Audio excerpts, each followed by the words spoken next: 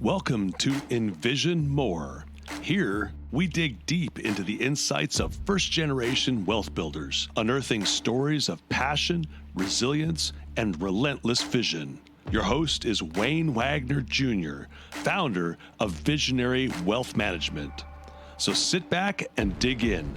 It's time to envision more. This is Wayne Wagner. Welcome to another episode of Envizion More, a podcast where we explore multi-generational wealth and help draw out the lessons for families that are envisioning more for their future. I'm here today with my long-time co-host, Trent Booth, president of Veritas Leadership Group, and Spenser Morgan. Spencer's a new friend, a new acquaintance, and Spenser runs ProForce Pest Control, a growing business down in the North Carolina. And there's some stuff we won't get into today, but keep your eye on Spenser because there's some things on deck for him that are probably going to make him a household name in that industry over the course of the next few years. So we're exciting to explore that on another podcast. But today we're talking with Spenser about lessons around life, business, and philanthropy and legacy. So Spenser, welcome. Thanks so much for joining us. Thank you, Wayne and Trent, for having me. So cool. Spenser, we have been talking a little bit before on the front end here. Wife, couple of kids, but some things are coming out. You said your kids and wife everybody's in Taekwondo, except for you, or do you get it on the mat too? I'm a black belt in Taekwondo, but I'm not currently practicing. Okay. Yeah. Gotcha. Wow. All right. So Sounds like that's appropriate for everybody else in the family. That's good. Yeah. Right. That's good. Yeah. Good stuff. So Spenser, tell us a little bit about ProForce. Like, how did you've got ProForce Pest Control? Is this your first business, or like how have you gotten to where you are today on the business front? So I guess I'll kind of rewind you a little bit back into my history. You know, I served a mission for the church I was attending when I was younger, and I was out for 2 years, Spanish-speaking mission in Tulsa, Oklahoma, and the surrounding areas.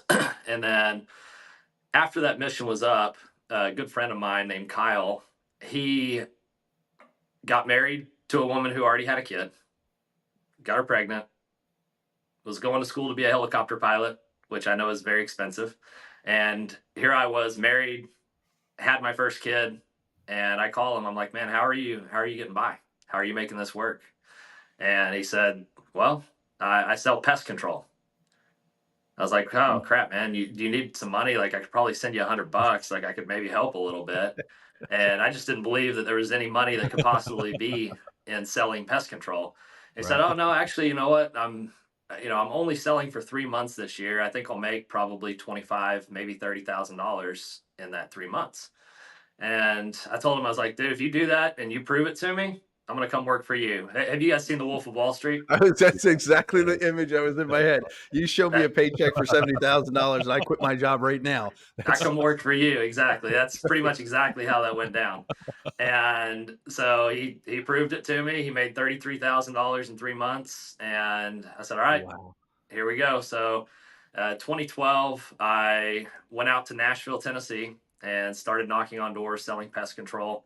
I sold for 2 months, 2 weeks, and 3 days, made a little over $22,000, and went back the following summer, had built up a little bit of a team with very little guidance on how to do so, and ended up working for 4 months that year and made $72,000, and it just kept getting better and better. And I had an opportunity. My dad came to me one day and he said, hey, look, I think we ought to just start our own pest control company. And I had my frustrations with the company that I was with. I think everybody ends up having frustrations with somebody they work for at some point in time. And I was like, you know what? This is a good time to do this. Let's do it. And so my dad invested $300,000 that first year. And we launched in Raleigh, North Carolina. We grew to over $600,000 in revenue in 3.5 months. May through the middle of August, we grew to where we were at a $600,000 run rate. And then the following year, he came back. He was like, hey, that was really good. I think that, the company's a lot more valuable than what we've put into it. I've got another 300K that we could do this again, keep going, grow bigger. We got to about 1.5 million in ARR the second year, and those selling seasons again, May through middle of August. So Okay. we're putting on the majority of that revenue in just those 3.5 months there, and Hmm. ended up growing till 2018 in Raleigh when we opened up our Charlotte location, and between the two we were doing 3.2 million by the end of August of 2018. Hmm. I ended up selling the Raleigh location. It was just an asset purchase agreement. So they bought the customers, the vehicles, and the employees. Had a 5-year non compete that just expired last December. And so we're reopening in Raleigh. Hmm. And so, look, my in was door to door sales. I got really good at that. It led to the point where I said, let's start a business. At that point, the real work began. I had to learn how to be an operator. I had to learn everything about being a CEO, hiring people, training people, firing people. Hmm. Dealt with my first lawsuit within 4 months of having the LLC. Uh, Hmm. there was a lot that was learned in a very short period of time. Wow. Gotcha. And so, and I mean, doers do. It just sounds like you got your feet wet and you found something that you could get good at early on. And I mean, we've seen it here even in our neighborhood. We have there's seasons where we get hit up by the pest control Yep. salespeople. Like they come through and Hmm. they're great, respectful young men. The most interesting one to me was the guy who excuse me had he rides around on one of those Segway. yeah, on a Segway or like one of the small Segways that don't have Yep. the hand thing in front of them, but Right. he's just cruising house to Hmm. house, and you kind of see him coming. You're like, what is that guy selling? But Hmm. he's just super efficient, super respectful. They know what they're doing. Hmm. Great pitch, great script, and so. Yep. But it sounds like you got a couple of years experience doing this on your own. But then you were basically out there hiring, training, firing, managing, mentoring, like you were chief cook and bottle washer if Yep. you were in a restaurant. So I wore a lot of hats in the beginning for sure. yeah, how has that changed over the course of the last 5 to 8 years? Yeah, I've obviously gotten a lot more narrow and a lot deeper in my role, right? That's just the natural evolution of creating a business and growing a business, right? Um, Obviously, you've got the E Myth Revisited, great book, Yep. and if you read that book, you pretty well get my story. Okay. I started as wearing all the hats. I had my brother Sterling who was doing some of the recruiting out of his college in Utah, but I was kind of guiding that. It was only his second year in the industry, and so he helped build the team. I closed the deal with those guys, brought them out. That was this team right here, There you go. Okay. and the I had to figure out operations, product, everything. And Hmm. once, obviously one of my first hires was a branch manager, somebody who had been in the industry for about 20 years. His name's Charles Majors. He's still my branch manager today. Okay. Um, and, now he's got, actually, heck, I guess back then he probably had 16, 17 years. Now he's got 25 years of experience. Um, and he obviously helped a ton. I didn't have to wear that hat very long. Right. I Yeah. was probably a little too, you know, looking into everything in the beginning. I definitely stood over his shoulder quite a bit to make sure it was being done the way that I felt like it needed to be done. Right. Um, Partially because in the industry of pest control, especially when it's door to door sales, customer churn is a massive problem sometimes. Hmm. Right. And so I think what I've done extremely well is limit customer churn.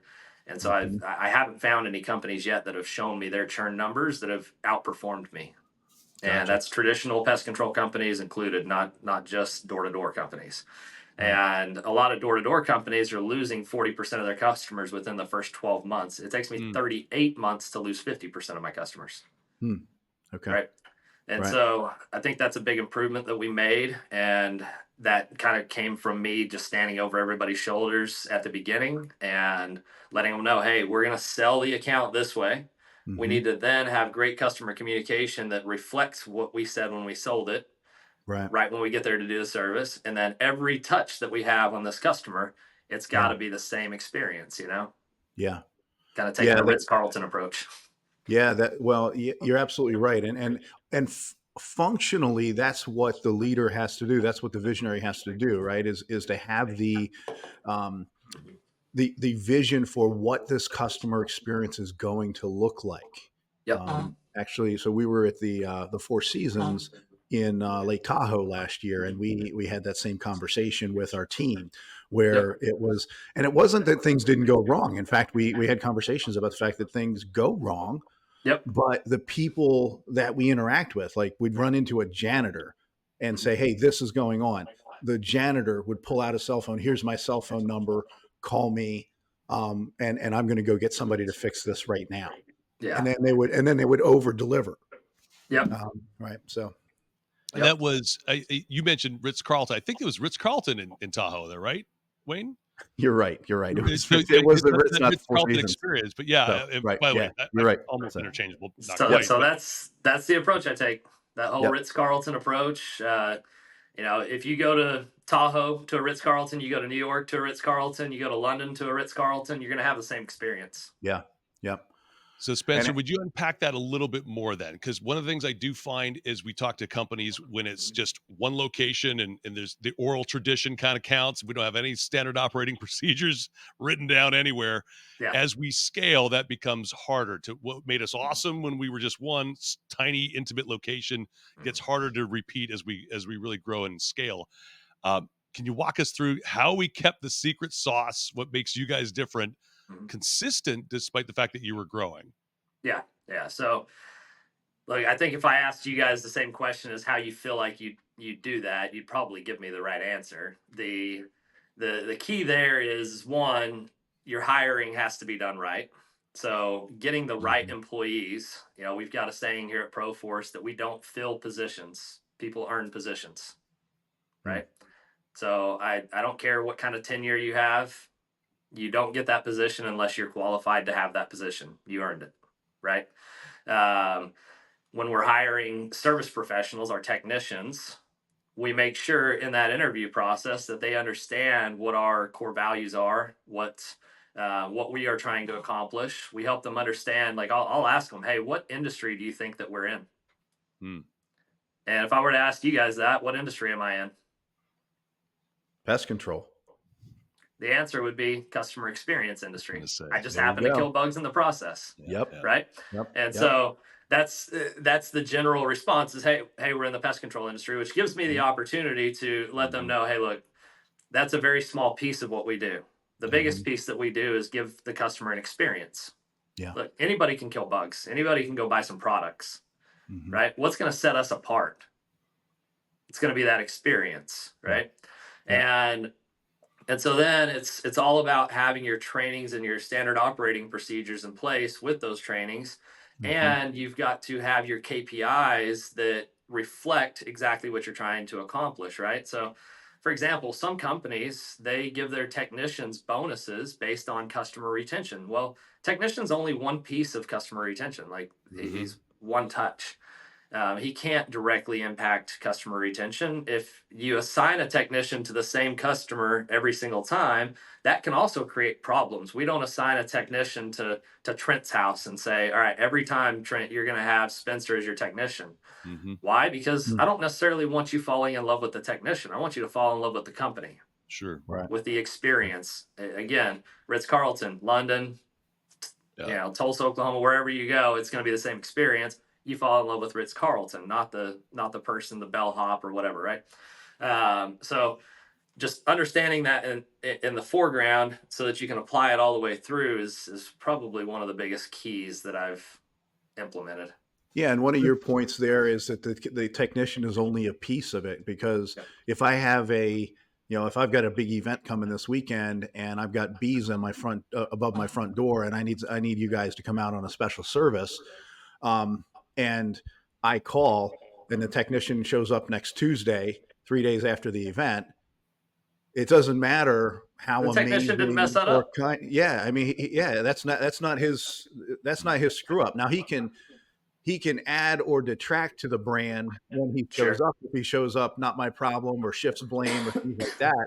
But there's different pieces that led to that negative outcome, that negative customer outcome, right? That Exactly. weren't impacted at all by the guy who shows up to do the actual work. So Exactly. So that's why proper KPI tracking and understanding like where all can this break. I hate mhm. seeing a technician have a negative score on him because he had a customer that canceled that he didn't do. It was the CRS, or Yeah, the Hmm. CSR, or whatever you want to call them. yeah, We Hmm. call them customer loyalty specialist, CLS. But they answer the phone and they're rude about something, or they could have had them serviced tomorrow, but they push them out a week. right, That's not the Hmm. experience that customer is wanting to have, right, right? gotcha. If Yeah, especially with your example, hey, I've got a party this weekend. Okay, well, don't look next week. Like, figure out how to make it happen today or tomorrow. yeah, That before that party happens, we got to get out there. right. No, that's good. So it sounds like you started out. If you went to college, did a couple years in mission, and then kind of within a year or two after that, or a couple years after that, kind of got into this. So how long have you been in this industry at this stage? 2012 was when I started in the, in, Okay. in the industry. Yep. Okay. And mid-20s at that stage, or Yep. okay. Yeah. Early 20s. Okay. Great. Yeah. I think that's Good 20. stuff. I think that's 23. And it sounds so. And I heard you say that Dad helped get you started Yep. with some investment, some capital investment. Yep. Um, Talk to me about that. Is like entrepreneur having an entrepreneurial gene, and at this point, you've built one company, sold it, built a Yeah. second one. Now you're going back to compete with the folks that you sold in the other market, Yeah. and there's some other things on deck. So becoming a serial entrepreneur, and we haven't even touched on the added services and the Yep. add-on um, um, projects, project work, and other things that I know that you are working on. But was is Dad a business owner? Was Dad an entrepreneur? Does Mhm. that come genetically to you, or I, I I never want to blame anything on genetics, for the most part, especially when sure. it comes to what's going to create success and what's not. Like, look, if you're capable of learning, you're capable of doing, like, there's nothing restricting you because of some disorder or whatever, Hmm. then anybody can do it. It's just a Yeah, matter of making sure that they figure out what the correct inputs are and then that they go and put in those inputs, right? yeah, yeah. Um, so yes, my dad was an entrepreneur. So my grandfather was, I guess, the first entrepreneur. He started a construction company. Hmm. It was called Lanut. They did tunnels, and so it's tunnel spelled backwards. And Okay. then his business partner had some issues there. He left, walked away with, like, I don't know, $300,000 or something like that, and then had my dad at a very young age, right after I was born. My dad turned 18 7 days before I was born, Hmm. Okay. and Okay. he was in the military, in the army, and he got out after his 2 years, and then went and started Morgan Contracting with my grandfather and my uncle, who was way younger, Hmm. and they built that up to a pretty successful company. Had many years where they probably should have went bankrupt, and they just kind of clawed their way out. Yeah, just extremely hard workers, and they created a very successful construction company. They sold it while I was on my mission, actually, and my grandfather passed away well before that, and so it was my dad and my uncle. They ended up selling it. My uncle left the business. My dad retained a little bit of equity and continued working there. And at that point, that's when he was like, "Hey, look, I've got some extra capital. Let me Hmm. invest in you." Right. And so, yeah, I mean, look, I think that there's a series of people in my family that are entrepreneurial minded. However, I Hmm. grew up with my mom and my stepdad. We grew up so poor that half of our food in the pantry generally said the name of our church on it because it was Hmm. donated to us by the church, right? Okay. Yeah. um, that that side of the family, there was no entrepreneurial gene whatsoever, Yeah. and I think it's more what you're exposed to. I just knew from seeing the two sides of it, growing up poor, but also seeing my dad have airplanes and he built a runway, and he'd take off from his backyard basically and go fly Mm. somewhere and land and bid a Wow. job. And I I wanted stuff like that, right? And so I sought out to figure out how I can make my mark. And once I found door to door sales and I realized that I'm really good at it, I'm good at training people, that was my Mhm. niche. And it was just time to keep doing it, put in the inputs. Yeah, that's great. Yeah, I think one of the misnomers you'll hear young people say, well, quote unquote, rich people or wealthy people have, 7 streams of income. And it's like, okay, but they didn't start that way. Now, They were not diversified on the front end. They found one thing they could do really, really well, figured out how to make a really good living, how to build a wealth doing that. And they yeah, got really good at that. And then they started to diversify.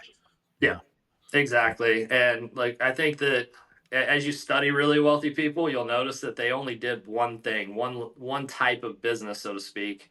Yeah. And until they became, a millionaire, for Right. example, Right. and then they start diversifying. Yeah. Um, Bezos, Elon Musk, Yeah. name Sure. all the wealthiest people, and you'll notice that they really focused on one thing until they just had all this excessive wealth, and then they started diversifying somewhat. Yeah. Um, so yeah, look, I'm in the home services business. That's which is just all the same thing. It's customer experience Right. business, Yeah. and I try to stick to things that are somewhat easy to add on. So you brought up a few times that I have multiple other businesses. I have 4 home services companies. Mm-hmm. um, a home inspection business, Mm-hmm. pretty easy. I just need a licensed home inspector that's good at his job and understands how to create a good customer experience. Mm-hmm. Great, now I've got a home inspection business that he can run, Right. and that's what happened. Yeah. I've got a pressure washing company. Like, there's a number of different chemicals out there that you might have to use in washing a home or a roof or concrete. And you got to learn all that stuff. You got to have the technical knowledge, obviously. Then you've got to have the equipment. But Mm-hmm. then it's about delivering a customer experience. Right. And then that's how you scale the business. Um, I've got a crawl space and foundation waterproofing company. Same thing. Yeah, you got to understand the industry. But the nice Yeah. thing is all of these have an overlap. I inspect Trent's house that he's buying, and I find termites. Guess what? Pest control company gets to do the termite. Yeah. Well, I also noticed that there's a water issue in the crawl space. Guess what? I just earned his business on the waterproofing side. Yeah. Oh well, you know what? He's buying this house. He wants it to look nice. There's some algae growing on the north side of it. All right, let's wash your house. Yeah. And so Yeah. there's a lot of overlap, and we're able to, kind of take an approach of cross marketing that costs us very, very little to do the marketing. And Right. so I'm getting rid of the biggest expense in the business for these other businesses. Yeah. I mean, Well, you're effectively creating other services, and I mean, in the financial services industry, we do it's the exact same process. How Yeah. many different things that we do can we provide to the same client? Yep. And Exactly. then if we don't provide it, then how do we partner with someone who does, so that Yep. we know that the client's getting a great customer experience and customer outcome. Yep. We're not, and we've got them working with a CPA or an estate attorney or something that we know that we can trust, Yep. to give them a great outcome. So no, that's Exactly. great. That's good. So it sounds like you third generation entrepreneur Yep. is what I'm hearing, and and then when it comes to like I mean, you mentioned that you're doing homeschool with your kids, and the kids are Mhm. 12 and 9, and Yep. you said your son is your 12-year-old boy is like solving every Rubik's cube known to man and building computers and all kinds of building computer programs inside of Minecraft and all this kind of stuff, Yeah. and sounds like he's on a wild track, a little bit different direction than dad, but Yeah. a wild track pretty early on. So Oh yeah, for sure. Like, my daughter's super entrepreneurial. She's constantly, like, making bracelets, and then she's like, "Oh, I'm gonna sell these bracelets," or making something else, kind of arts and craft type stuff, and then right, talking about how she's gonna sell the stuff. And yeah, so I take those opportunities to talk to her about, like, what all needs to go into doing that, and why people might buy a certain thing yeah, over another. And so yeah, like, there's all kinds of opportunities to help them learn at a young age kind of how to go about growing salesmanship, their entrepreneurial side of their brain. And with my daughter, again, it's really easy on the entrepreneurial side because she's already got that desire. My son, we haven't really figured out exactly what he wants to do, but I think we're gonna keep letting him do what he likes doing, and then help him realize how much that relates to software engineering and robotics and other things like that could have a long lasting life in front of them. Because let's face it, the world's changing really fast right now, Wayne, and there's a lot of jobs that won't be jobs pretty soon. AI will take over. Yeah. You're absolutely right. And a customer experience is always going to be a customer experience. And building the next evolution on technology is always going to be a thing. So it's those early conversations when our daughters are making bracelets and going to sell them are always fun, though, because they'll spend 3 hours making a bracelet and they'll sell it for 50 cents. Exactly. Exactly. So that's where the time value of money comes into play. Yep. So, but Spenser, what are some pieces of advice that you'd want to give to like 22-year-old Spenser? If you had a time machine, you could go back in time. We skinned our knees a little bit back in the day. What would you want younger Spenser to know? I'd want to have a better understanding of the value of trajectory. And what I mean by that is, I believe that there was many years that I left some gas in the tank. I didn't give it my all, right? And this is the same thing I train my sales guys on that I recruit now. Is look, there's something in this industry of door-to-door pest control sales called a Golden Door Award, and it's for anybody who sells over $650,000 worth of revenue. You come out and you work with my company and you sell $650,000 worth of revenue, you're going to make over $325,000. And that's being done in like 4 months for some of these guys, right? In fact, the record right now is 1.5 million in 5 months. Wow. And then do 50% ish commission on that. And this 20-something-year-old kid gets that. Now, where that plays into trajectory, okay, you go out and you get you a Golden Door Award. Now you have more financial security. Well, then you also have a better story. So if I wanted to come and recruit, Trent, or Wayne, some really smart guys that are good salespeople, and bring them into this industry, how much easier would it be for me to bring you into the industry if I told you I made $700,000 in 4 months versus if I left a lot of gas in the tank and I only made $100,000? Right. Yeah. It becomes a lot easier. Again, it's that whole show me the paycheck and I'll quit my job right now kind of scenario. What's the email for that kid? Because he probably needs a financial advisor. Exactly. Right. So that being said, I wish I would have created a bigger trajectory. And I think that the reason I didn't was there was many years where I wasn't completely sold on that this is what I'm going to do for a long time. It was just a stepping stone. But I think I would go back and tell myself, hey, everything you do, act like it's not a stepping stone. Act like that is going to be the thing that you do for the rest of your life, and give it everything you've got to create the right momentum and right trajectory so that you can have the best outcome on the other end of it. Right. Well, that's good. So it's not about the flies, it's about the lives. How about it? Yeah. I mean, at some point you just feel like this is a what I'm doing right now, and it couldn't possibly be the thing because it's just pest control. Is that kind of it? Like, if you could go back and be like, dude, you have no idea. This is the gold mine.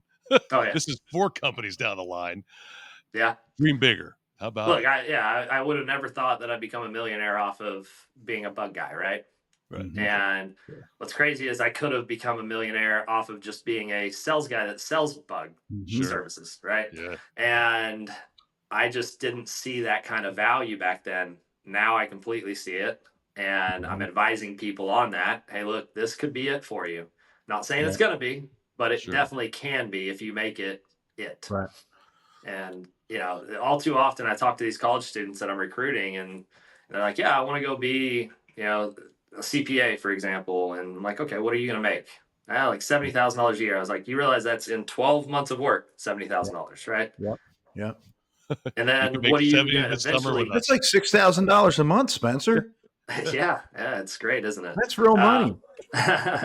Well, then it's like, okay, what are you going to eventually be able to make? Where's the ceiling at? Well, if I start my own firm, blah, blah, blah, maybe I'll Yeah. make, $1 million a year at some point. Okay. Mhm. There's guys that within 4 years in this industry of just knocking doors and selling pest control are making $1 million a year. Like, Mm. it doesn't Incredible. have to be what you think. And Yeah. the great news is you don't need a degree to do this. You just need a skill set, and you can Right. learn that skill set. Well, you need to be able to take a no. Yeah, I mean, exactly.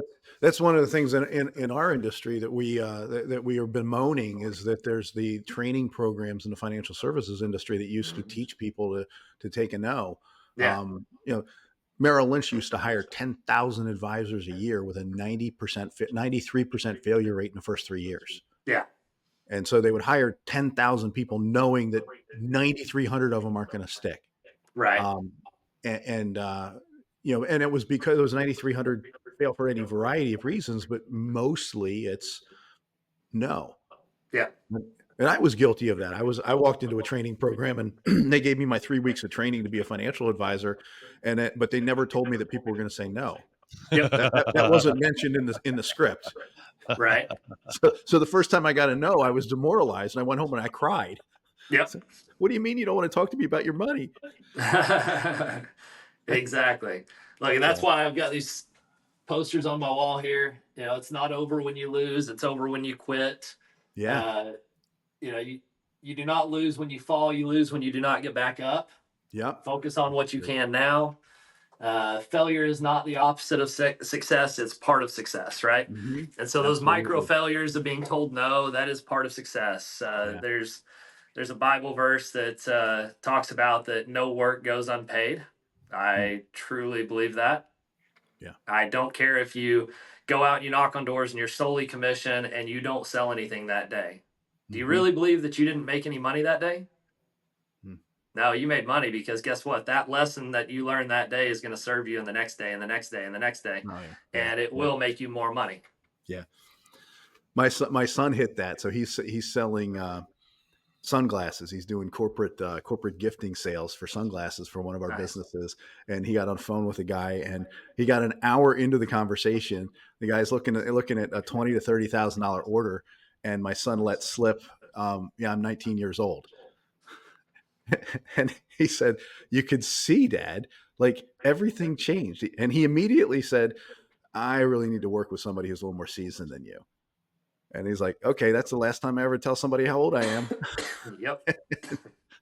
Like, well, you're right. You learned a valuable lesson there.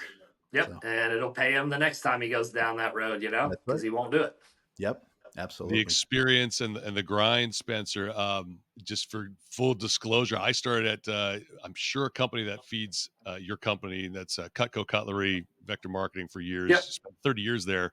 Awesome. And in my experience, both selling alongside people who'd been on missions that you're describing, knocking on doors and grinding and getting a ton of no. I mean, basically skin in your knees and getting tough before you're ever selling a product, you learned to grind before you ever were selling bug control, right? That's for sure. observation. Talk That's a a little bit. great observation. I was going to just say, like, even you think about, we used to say it's not about the knives, it's about the lives. Yeah. The transformation and getting punched in the face has value. It's not just about what you're making, it's the person you're becoming. Speak a little bit to that, because I'm sure you've observed the same. Those who have been kind of battle tested before they even show up. I mean, if somebody's been on a mission, if somebody's grinded like that, they're more valuable maybe than the kid with a degree and soft hands. Oh, for sure. Look, I will take an athlete any day over somebody with a marketing degree or an MBA or communications degree or whatever, right? And the reason I say athlete, look, I could say missionary or whatever, but we've done the studies. We've seen that the biggest common denominator of the most successful salespeople are people who are athletic. And really what that boils down to is if you're going to be competitive in athletics, you have to be okay with failure. Right? Steph Curry, you guys know who that is, right? Yeah, sure. Have you heard how many shots he takes a day for practice? Mm. 500 shots a day in practice every Oh, single wow. day. He's been doing that for a very long time. It's over 2.5 million shots that he's taken in his career. And just practice shots. Well, how many shots has he made in his career now during a game? It's like 3,600. 2.5 million for 3,600 that actually counted. Yeah. He's missed a lot of shots. Sure. Even He's though it missed doesn't over seem a like he million does. shots career lifetime, over a million misses. Oh, sure. Right? Yeah. It's crazy, you know? And so the, you know, learning that aspect of, hey, look, I've got to put in the training that doesn't feel like that it's, you know, it's not getting me the ring on my finger or the trophy or whatever, right? Yeah. But it is, right? Yeah. Yeah. It all was just the matters. steps that it took to get to that point of being able to be qualified to get that ring, right? Yeah. And so, look, I have sales guys that I tell, look, you need to take your shots in front of a mirror. You're going to go and stand in front of a mirror and you're going to pitch yourself. And you're going to do it over and over again, giving yourself instant feedback on what's my eye contact like? How are my smiles? Am I nodding my head appropriately? You know, do I ever get kind of at a nervous point and start shaking my head? No. You know, how's my posture? Sure. What's my paraverbal communication sound like? You know, how am I talking too fast? Am I talking too slow, too loud? Is my tonality right? You know, you don't want to go out there and say, "Hi, I'm Spenser." Right? Are you really now? Just Exactly. exudes Yeah. confidence. Attaboy. So do you trust me anymore? Right. So look, we train on all of those very important communication skills, and these are things that don't really teach you in college. Yeah. Like a communications degree in college, I've hired a bunch of people with that, and they're like, "Man, I didn't learn any of this in college." Yeah, I can't talk to people. I can't say no. My favorite one is to tell you the truth. Yeah. It's I got in so much trouble. We were doing a menu test for my daughter's wedding, and the woman who's running the test for us, the salesperson who's helping us walk through the menu, to tell you the truth, to be totally honest with you, Yeah. I'm going to be honest with you. Yep. And it kept happening, and so I couldn't stop myself. I was like, okay, if you want to sell more, you have got to stop saying telling me when you're going to be honest with me, because I immediately believe that every other thing that's come out of your mouth is a lie. Right. Exactly. So look, yeah, the verbal communication is important. You know, the way we focus on it, just a little pro tip here is nonverbal communication, by far the most important thing, right? And to define that to the audience listening, nonverbal communication is if you don't understand the words that are coming out of my mouth, you can't hear what my voice is doing, so you don't hear the volume, you don't hear the tonalities or anything like that. All you're doing, you're basically just deaf. You see me, you can gather a ton of information from what I'm saying, right? That is the most powerful part of communication, is what your nonverbal communication is doing. Right. The second most important is your paraverbal communication, which is if I don't understand the words that are coming out of your mouth, but I can't see you, all I can hear is how loud or quiet you are, how fast you're talking, how slow you're talking, what your tonalities are doing, how you're emphasizing things. I'm going to be able to gain a lot of information out of just that. Then verbal communication is the least important. However, there's the no-nos, like honestly, like use frankly. Right. Change it to frankly. If you really need to say something there, hey, look, frankly, you're going to love this. It just has a different feel to it. If I'm selling somebody, I'm not going to say, hey, the chemicals that I use. I'm going to say the products I use. If I want you to feel like something's expensive, so for example, when I'm pricing a customer, if I try to sell you, Wayne, and I know you don't have a 2,500 square foot house, probably a lot bigger than that, but the 2,500 square foot house, I might say, look, normally for a home this size, it's $299, right? For the initial service. Now that's normally, I emphasize normally so that that's not what I'm going to charge.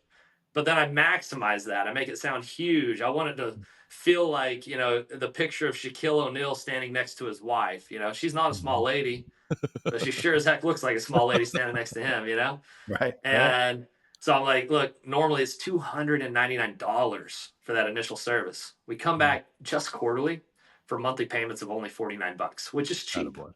Right. So now it's much smaller. I have now dwarfed what you're actually going to be paying and what the reoccurring value is. And then I go back to that initial service. Now look, since I've already got my trucks in your neighborhood today, I'm literally knocking $100 off the initial. I'm doing it for just $199. Right. So the words I used, I said $299. That dollars maximizes it. When I say doing it for just $199, I didn't put dollars in there. Doesn't sound right if I put bucks in there. So I'm going to go with that terminology, and it maximizes and minimizes in the appropriate places. It's so fun to hear you talking here, Spenser, because it's not about the bugs. It's really a master class here in soft skill training. Here's a question I have for you, and we're getting close to the end of our time here, but Sure. We are going to ask you what Envizion More means to you. So I want to put that in the back of your brain, right? Just so we don't catch you off guard. But also, my kid was selling knives one summer, goes 0 for 12 before his 13th appointment, and he kept going. And that was amazing to me that he kept going. And he sold everything on that last appointment and just hit all of his numbers. It was a multi-$1,000 sale. What does your team, what are they instructed to say to the kid that's on just the opposite of the heater? They're on a bad run, a bad streak. How do you keep them going to hit that 13th door? Yep. So like that starts before you ever recruit them, right? So when I'm doing my interview process, I ask them a bunch of different questions. One of those being, hey, look, if you were to underperform worse than you would anticipate for longer than you might anticipate, what are you going to do? What are you willing to sacrifice to fix that?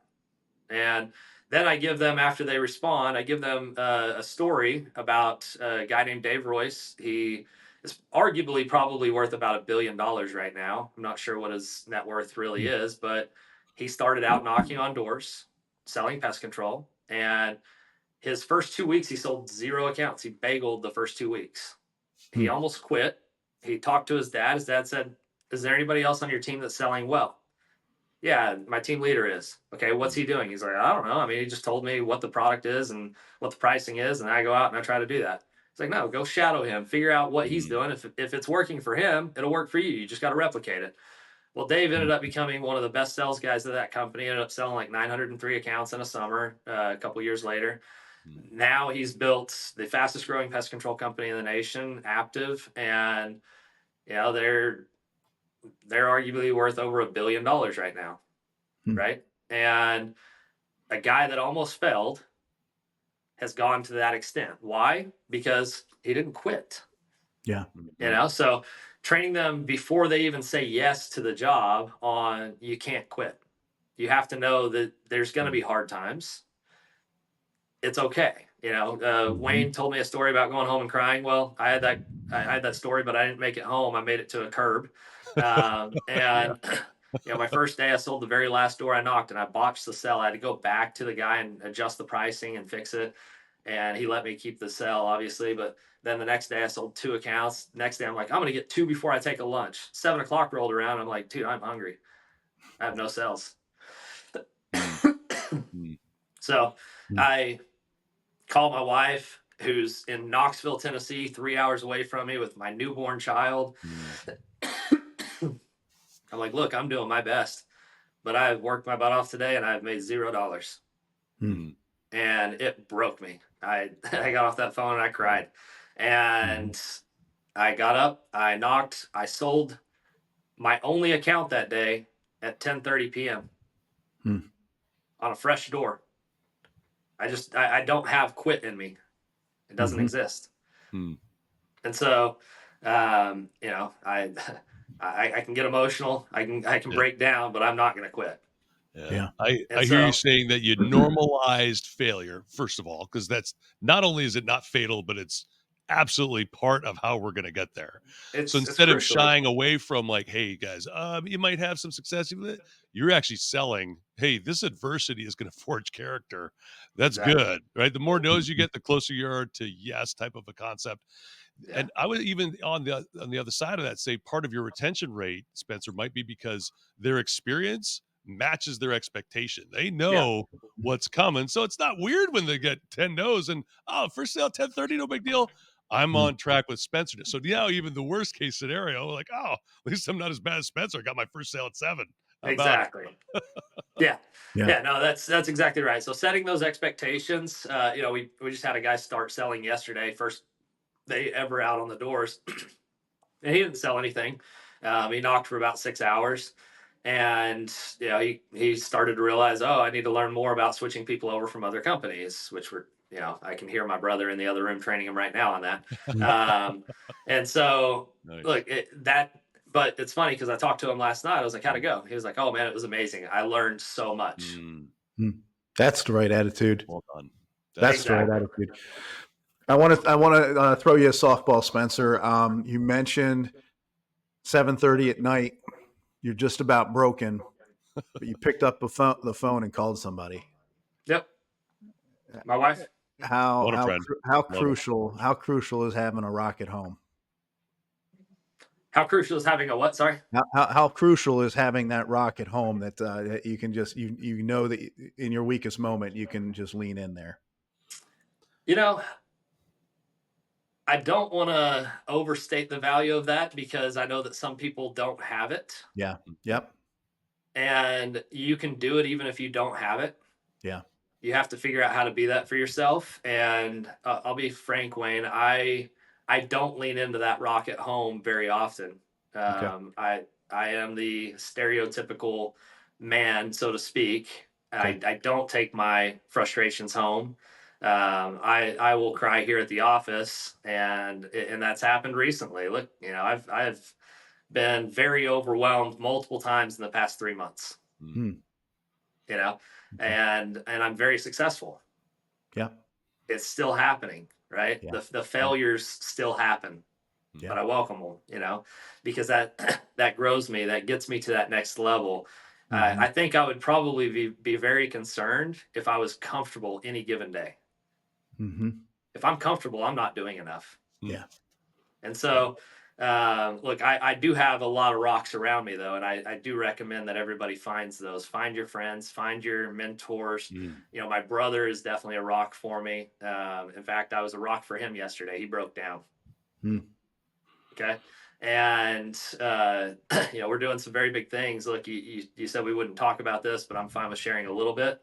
Look, we're about to go from where we're at 2 locations to 12 locations, doing over $20 million a year in revenue. And our growth strategy is to be at $100 million within the next 5 years. Wow. Okay? It's a lot of growth. It's a lot of growth. Yeah. It's a lot of no's. It's a lot of no's. It's a lot of work. It's a lot of failure. Yeah. And I'm excited about it. Yeah. That's great. Does it scare me? Yeah, absolutely. And I'm glad it does. Yeah. Well, and I think, one of the things successful people think about is it's not the growth for the sake of the growth. It's the growth for who do I get to become? Yeah. As I build this growth. Yeah. So as we accomplish this, what are the relationships I'm going to build?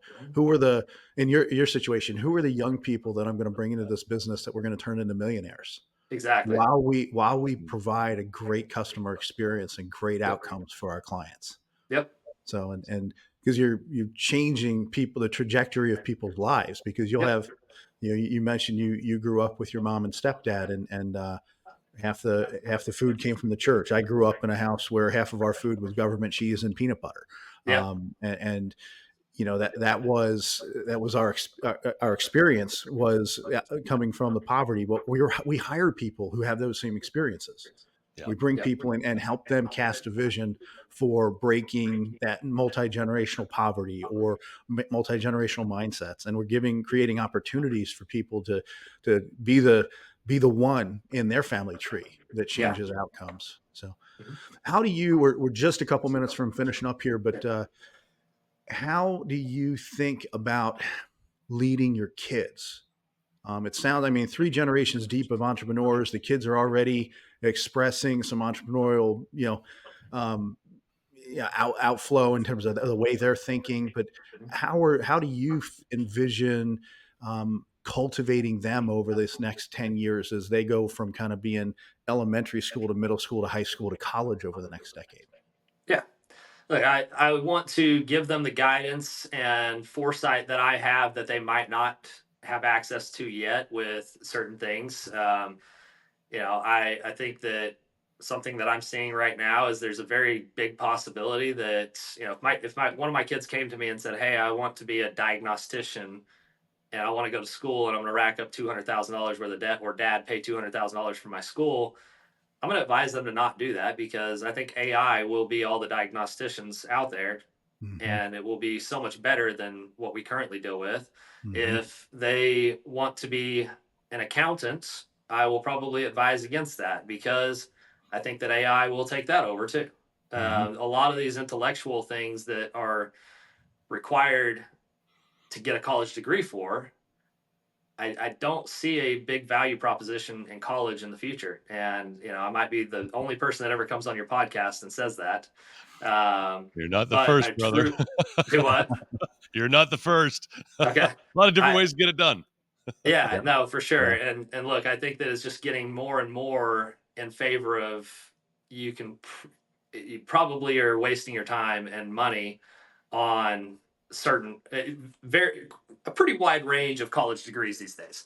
Mm-hmm.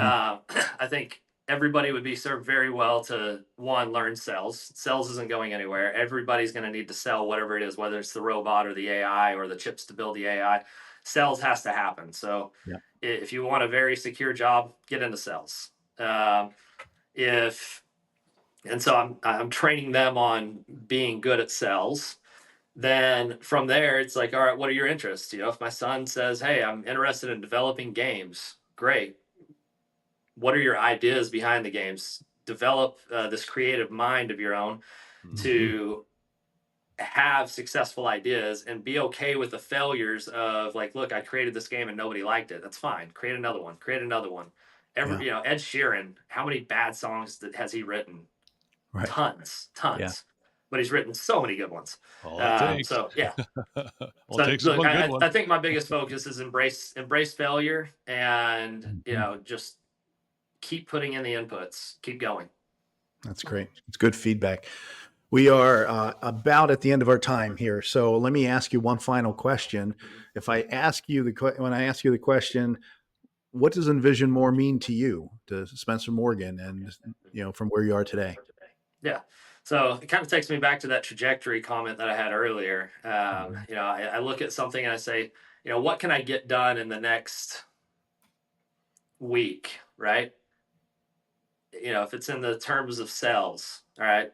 Well, last week I sold 30 accounts, for example. Okay. Mhm. What could I do to do that in one day or 2 days? How can I start taking something that seems like it should take longer or more effort, and, start to envision, how can I make that happen faster? Kind of a 10x mentality, so to speak. Mhm. I think that's what that really means to me, is how can I dig deeper to get more done quicker and create the momentum and trajectory that inspires everybody else. That's great. Well, and it's very evident that you are the innovator and visionary for the organization and leading well. And what we've heard you talk about is finding your friends, finding your integrators, finding the people when you need somebody to put an arm around your shoulder or give you a shoulder to cry on or give you a Yep, pep talk or whatever it may be. It's important to have those people in our sphere too. So for sure. none of us is doing this alone, but thank you so much No today problem. for being with us, Spencer. Trent, any final closing thoughts here? No, I've really enjoyed connecting here. I think this is going to be an episode we celebrate down the line here. Thanks for joining us, Yeah. Spencer. I No think we should have problem. I him back. appreciate it. I think he's not done. Sure. We got more. We got more Sounds meat on good. the bone here with Mr. Morgan. We Yeah, can do I it. agree. Thanks so much for being here, guys. And thank you for our listeners for joining us for another episode of the Envision More podcast. Thank you for listening to the Envision More podcast with Wayne Wagner Jr. of Visionary Wealth Management. We hope you were encouraged and inspired by the conversation today. If you want to dig deeper into the show notes or Wayne's work at Visionary, you can find us at envisionmore.com. That's Envision with a Z. Advisory services are provided through Wealth Plan Investment Management. Wealth Plan Investment Management and Visionary Wealth Management are separate entities. The content is developed from sources believed to be providing accurate information. The information in this material is not intended as tax or legal advice. Please consult legal or tax professionals for specific information regarding your individual situation. The opinions and material provided are for general information and should not be considered a solicitation for the purchase or sale of any security. Thanks for listening.